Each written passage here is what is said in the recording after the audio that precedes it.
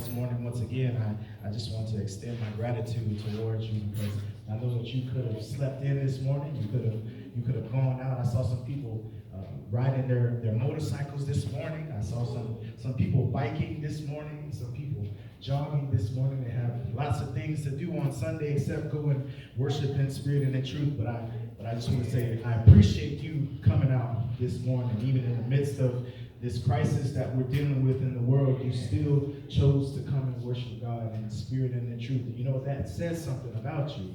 And I want you to know that I haven't overlooked that. I appreciate you coming out, and I believe that God will bless you for doing what he told you to do. This morning, if you would turn with me to 1 Timothy chapter 5, looking at verse 8, we'll be on our way this morning. 1 Timothy chapter 5, starting at verse 8.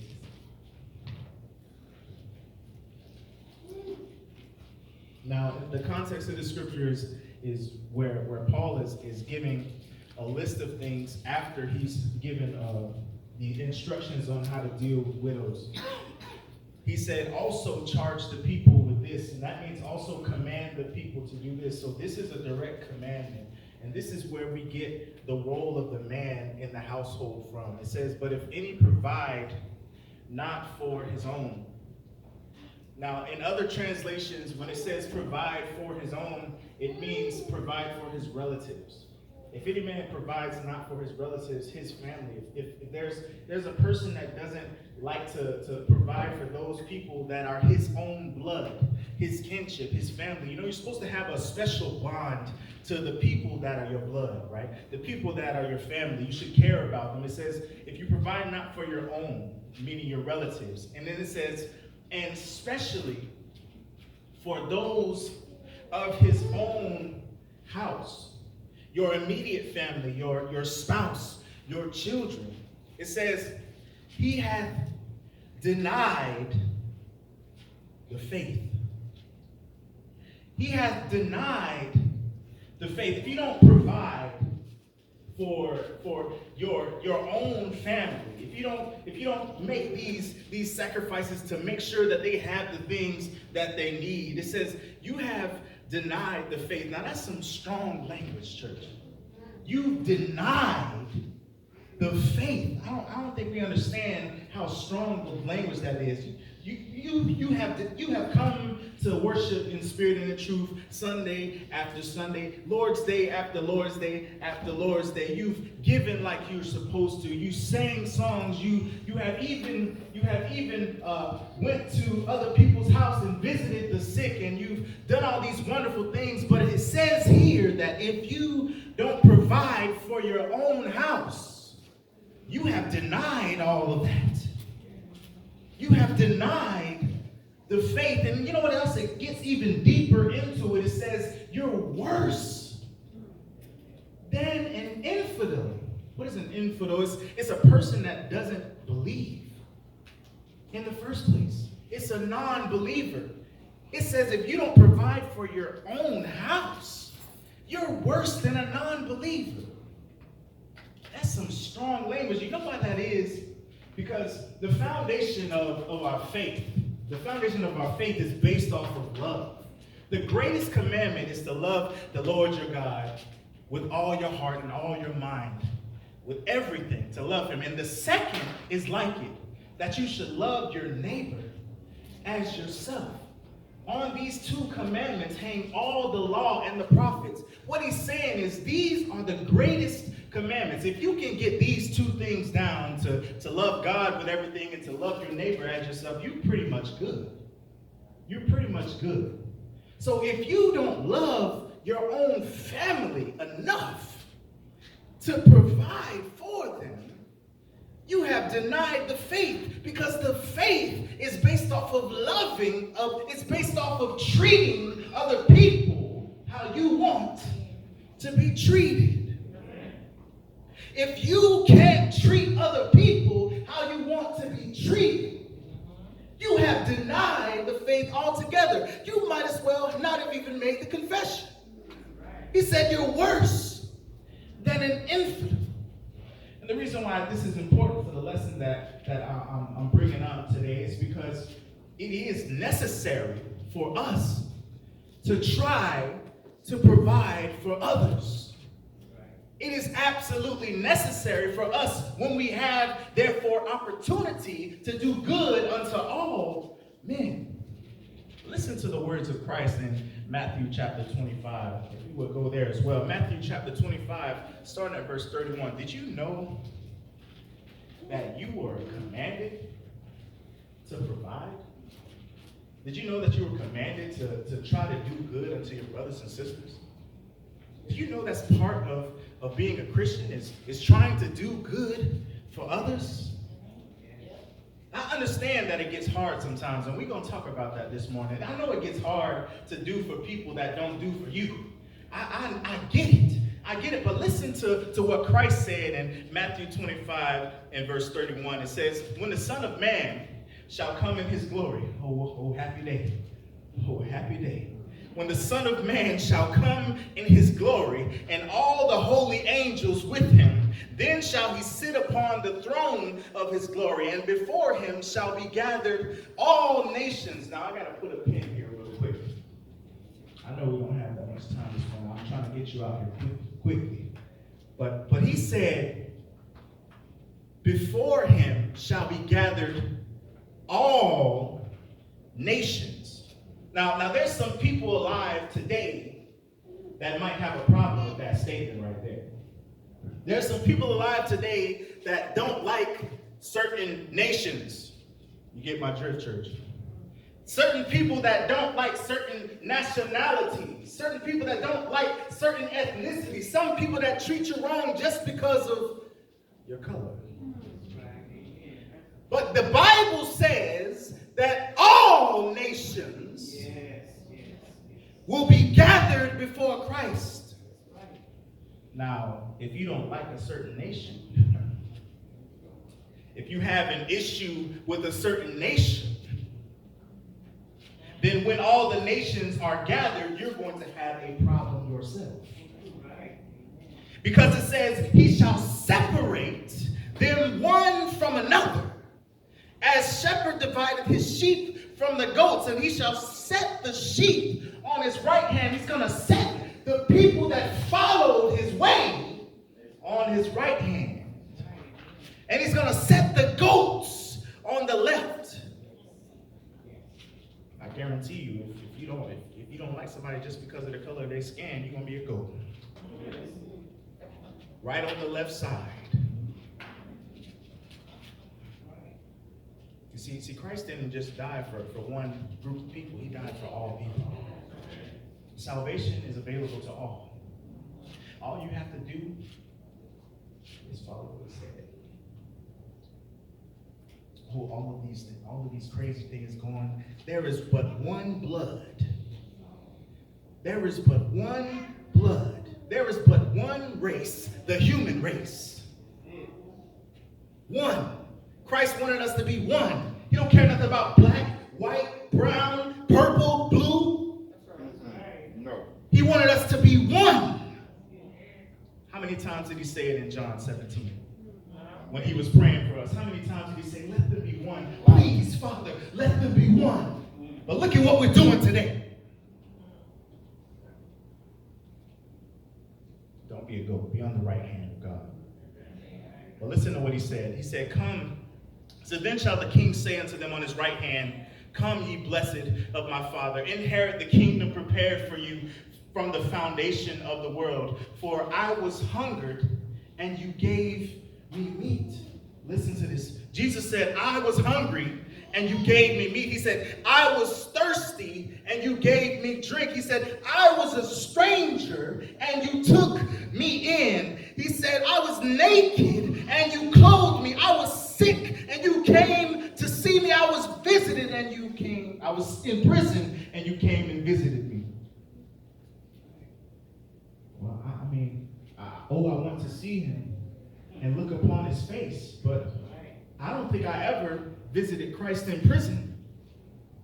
I never fed Christ food from my hands. So what is he talking about? What is he talking about? He said, Then shall the righteous answer him, saying, Lord, when saw we thee hungered and feed thee? I don't know what you mean. Or when were you thirsty and gave you drink? And when saw we thee a stranger and took thee in? Or naked and clothed thee? Or when saw we thee sick or in prison and came unto thee? And the king shall answer and say unto them, Verily I say unto you, inasmuch as ye have done it unto one of the least of these my brethren.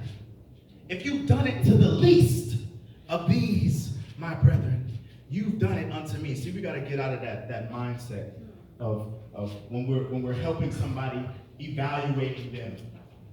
Let me evaluate you and see if you're worthy of my help.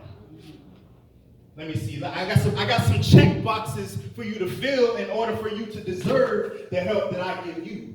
Let me see. The first one is, when was the last time you did something for me? Hey, right. Let me check that box. Let me see. When was the last time you did something for me? Then we'll think about doing something for you. Let me see. What's the next checkbox? Let's see. Do I deal with you? What they say? I don't do you. Do I deal with you? Do you deal with people that I don't deal with? Let me check that box. Have you did all the things that I want you to do? Have you not offended me in anything that you said? Let me check that box. And once all these boxes are checked, then let me check my pocket. Oh, I ain't got enough, so I'm gonna keep walking anyway.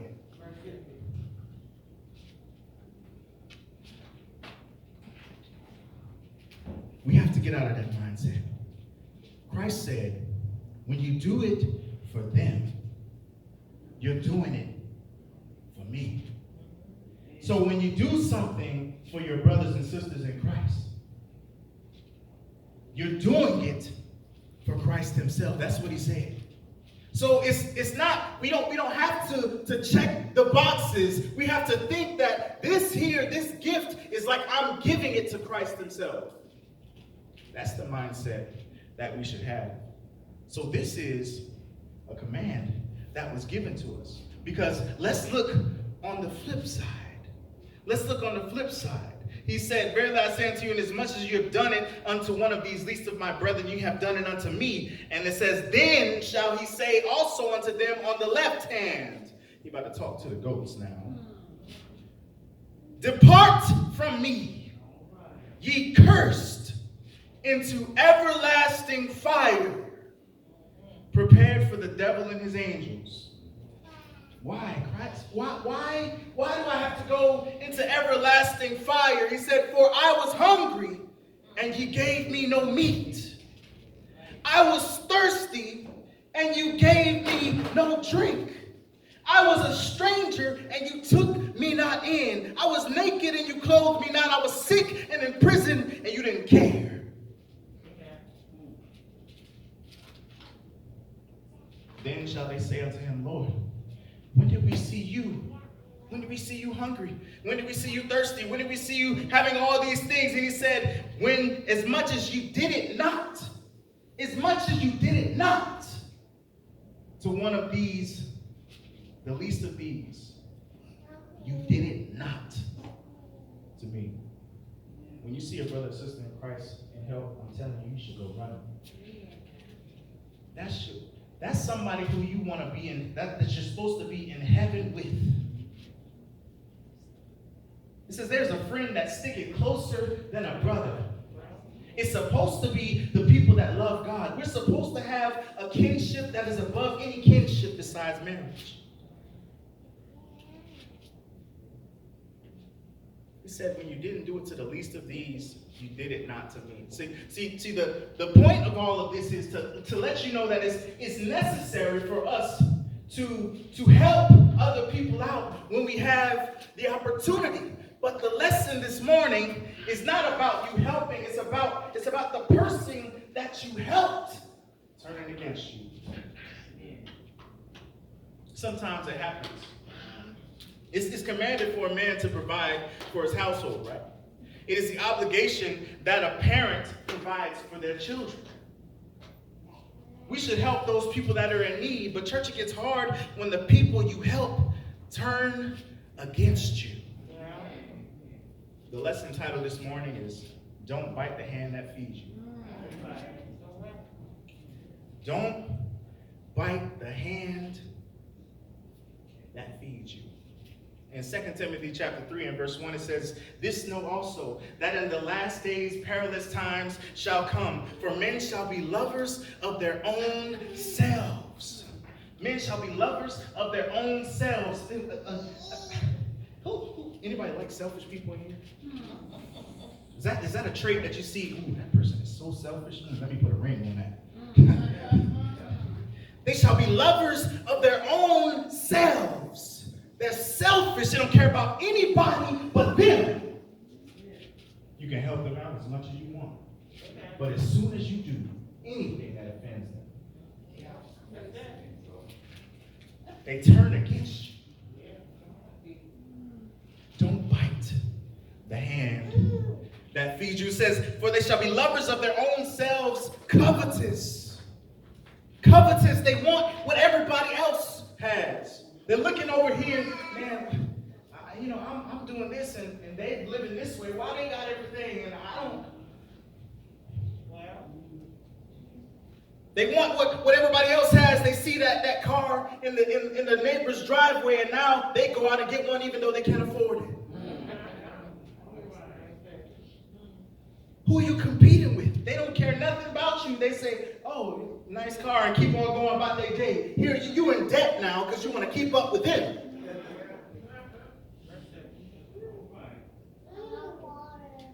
And they're boasters. They're proud. They have all this pride. They're all puffed up. But all it takes is a little needle. You back down the sides. Proud blasphemers. I can't tell you how many people I see on my news feed blaspheming against God. Man, it's hard sometimes. I get told about how much I speak on Facebook against false teachers and things like that. But the way I see it is, if you were strolling down your news feed and you saw somebody talking about your mama, would you let them talk about your mama? Would you just let them say what they felt like? But we just let them say whatever they feel like about God, though. Don't even entertain that. Don't entertain that. Well, if they say something about your mama, though. Something about that happen. You ready to fight, right? How about we have the same type of reverence towards God? Blasphemers, it says they are. It says disobedient to parents. Unthankful. They feel entitled. You owe me this. Don't understand the sacrifice that you had to go through in order to give them the gift that they got. Unthankful. Don't care nothing about what you had to go through to do that for them. Unholy. See, sometimes we act like this a little bit. Sometimes we do. Sometimes we bite the hand that feeds us, because God is the one that feeds us.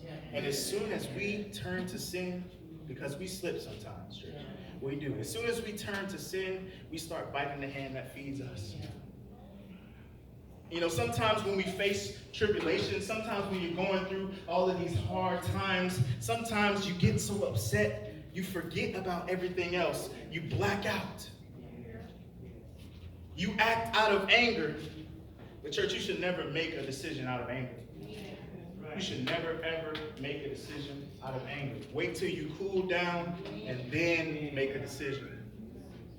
Because when you're angry, you become blind to thought and reason. That's why it says, let not the sun go down upon your anger. It says, be ye angry and sin not. You can't be, because when you're angry, the devil's at the door. He's waiting to use your anger to help you to make a decision that you ought not to make. Don't ever make a decision out of anger. So when we get upset, when we get so upset because of something someone has done to us, we tend to forget about all the good things that they've done in the past. We want to sever the relationship with them because of a mistake they made right now in your eyes. And we forget about all the good that they've done. We forget about all the goodness about them that they have available. And this is why when you go to a counselor, they sometimes suggest that you write a list of all the good things that you like about them. Because what's happening is you're only focusing on all of the bad things. The only things that are in front of your eyes are the bad qualities that you see. And you've forgotten about all the good times that you've had in the past. Remember the good things about them, so you can deal with the times that they agitate you. When they start to agitate you, maybe go pick up an old card that they gave you on your birthday. Maybe go read it and remember the happy times. Maybe go look at some old pictures on Facebook. It might calm you down a little bit. Some of us need to remember what God has done for us. The sacrifices that he made when he came down and became flesh and died on the cross. That's why he said, in remembrance of me. Because when you forget, you start to bite the hand that's feeding you. Remember the sacrifices that that person has made for you before you think to sever the relationship. Think about the good that they have. Think about the good that they've done. You know, there's a few different scenarios that we can go over. You see, some people think they've done something incredible for you so that they own you. Some people give you things because they're paying for your friendship. Some people are purchasing your loyalty. They think that your loyalty has a price. See, I did all this stuff for you, so when I tell you to do this, see, they've made an investment to get a big payout later. Be aware of them. Be aware of them. Some people don't give out of the goodness of their hearts.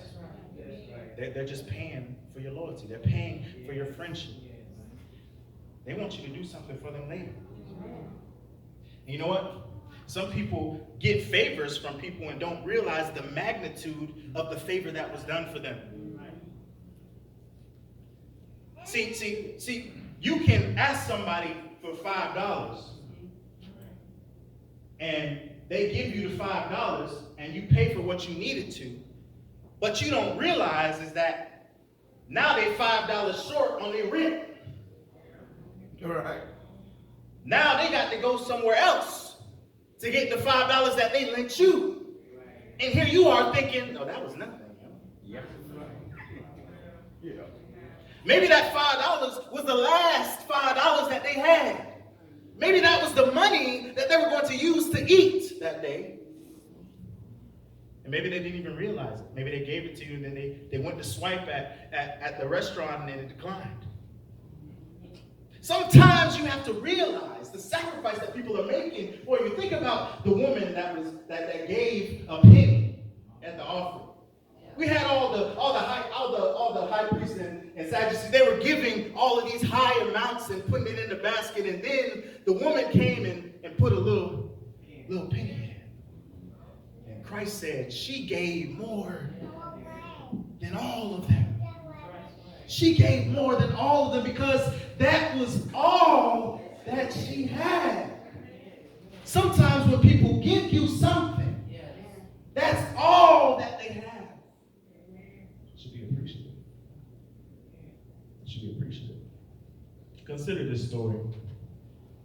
Remember, we're talking about don't bite the hand that feeds you. Consider this story. There's a tiny little mouse. He's caught by a crow flying through the air. The crow has him. He's about to eat him. The mouse struggles and the crow bites his tail off, and the mouse falls from the crow's mouth. And he falls and he lands on the ground. He's very hurt, but he just so happened to land near a saint who has, this is a fictional story by the way, a saint who has been bestowed power. And this saint uses his ability to heal the mouse. The mouse's tail grows back. His bones are healed. And then he nurses the mouse back to health. He gives him mouse food and he treats him like one of his own children. And then when the mouse grows up and gets healthy, he lets the mouse go, and the mouse goes. But the mouse has tribulation in the world because it's a mouse. A cat starts to chase it, and it runs all the way back to the saint and says, "Can you help me? I can't fight against these cats." He said, "You're afraid of the cat? So now I'm going to make you a cat." So he made the mouse a cat. And the cat went out, and then the cat started getting chased by dogs. And the cat ran back to the saint and said, "Can you help me? I'm afraid of this dog." He said, "You're afraid of the dog? Now I'm going to make you a dog." So the dog went out, and the dog was chased by a tiger. And the dog ran back to the saint and said, "Can you help me, please? I'm afraid of this tiger." He said, "You're afraid of the tiger? Now I'm going to make you a tiger." And you know the tiger's at the top of this food chain. The tiger is big and mighty. The tiger ain't afraid of nobody. Unless they got a gun. The tiger ain't afraid of nobody. So he goes out and he's all big and buff. And then he comes back to the saint and he's all grateful for what the saint has done. And then he starts to be so grateful that he decides to live with the saint. He says, I want to live with you. So he starts to live with him. But the saint treated him like he was still a mouse. The saint treated him like he was still a mouse. And the tiger, which was a mouse, didn't like being treated like a mouse. He got fed the same food that the mouse was fed. He got treated with the same respect as he treated him as when he was a mouse. So the tiger then realized that he didn't like that. And the only way to be free from being treated like he was a mouse fully was to get rid of the saint. So everybody else in the world saw him as a tiger. But the one person that knew what he really was inside, which was a mouse, that was the last person that he had to get rid of in order to rid himself of the fear. So then he got up and inched over to the saint with intent to kill him. And right before he jumped up and pounced on him, he turned him back into a mouse. Don't bite the hand that feeds you. Sometimes our kids are like this tiger. Sometimes our kids are like this tiger. We raise them up from babies. When they grow up, they want to do what everybody else is doing. They start to feel like we're restricting them from having fun. They start to feel like we're the ones that are their enemies. We're the ones that are keeping them from enjoying themselves. All the while, we're the ones that brought them to where they are today.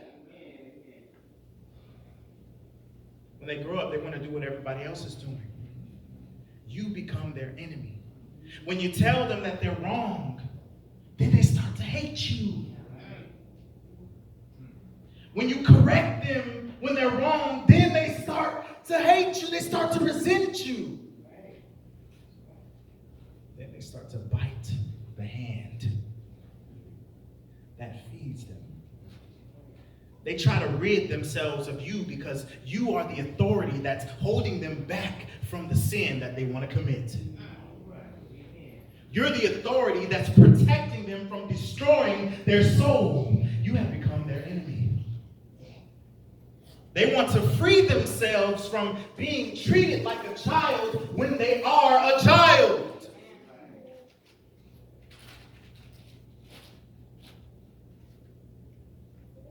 There's a reason why you stay with your parents. There's a reason why God has made it this way. There's a reason why we are here to protect you from the destruction. It says foolishness is bound in the heart of a child. So I remove that in Proverbs. But listen to the next part.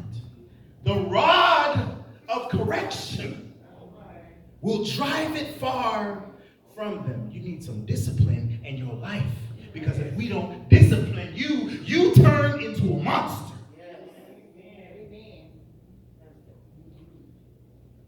Sometimes people get so filled with pride. They start doing well in athletics and getting all these good grades. That's amazing. I'm so proud of you. But you got to humble yourself. You don't know everything. You don't know everything, sweetie. We're here trying to help you. We raised you from a baby. When you were crying all the time, getting on our nerves. We cared for you. You got to humble yourself. Sometimes people get so filled with pride that they start to forget where they came from. They forget about how weak and fragile they were before God built them up. They forget about that they were that mouse and now they're a tiger. So now I got to put you back in a mouse's place.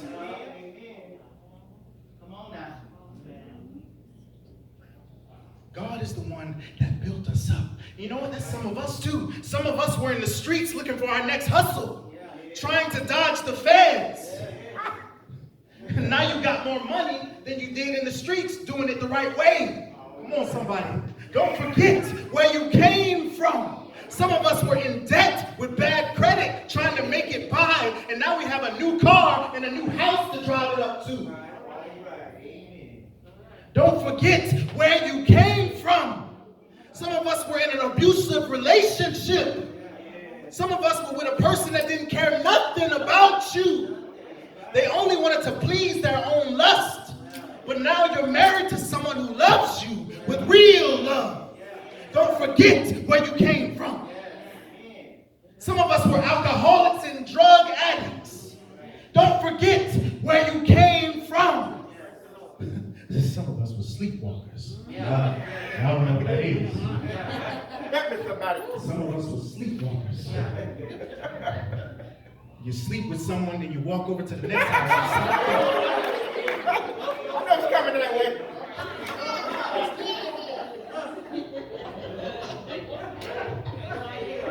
And now you learn how to settle down. Don't forget where you came from. And some people bite God's hand when he's the one that's feeding you. Don't bite the hand of the one feeding you. Because it just might be the only one that can save you. That's what I want you to learn this morning, church. If you bite the hand that feeds you, it might be the only one that can save you. When the time comes when you need some help, you go looking for that hand. That person with that hand, looking at the bite marks that you left. You think they're going to reach it out again?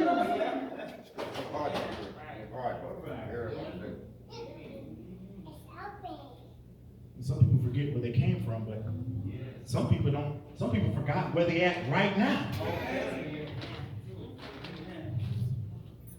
We think so highly of ourselves, we forget where God has brought us from, and we forget that we still got a long way to go. Think about Nebuchadnezzar. And Brother Tom read those scriptures so well this morning. If you would turn there, we'll look at Daniel chapter 4 and also a few scriptures in Daniel chapter 5, and we'll be done this morning.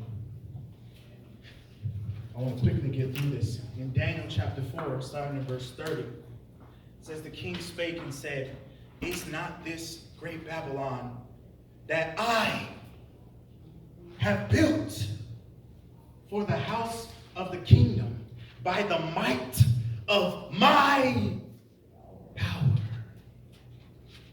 Just think of this language, the language that he's using. You already know something about to happen to him. You already know. "And for the honor of my majesty."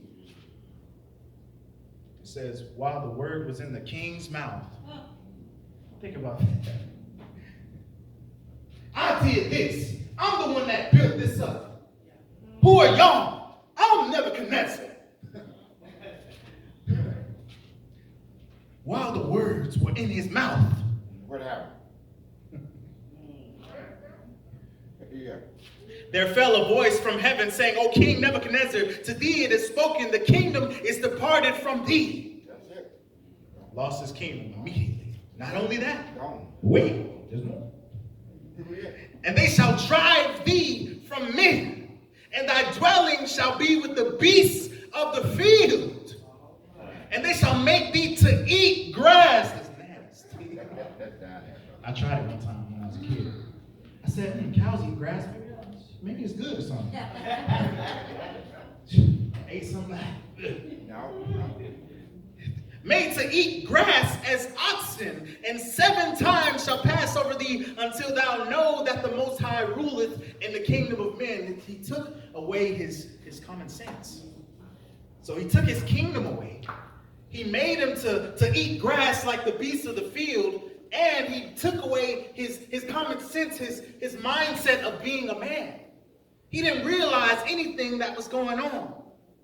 And let's skip down. It says, "What doest thou?" And it says, "At the same time my reason returned unto me." God took his reason from him. "And for the glory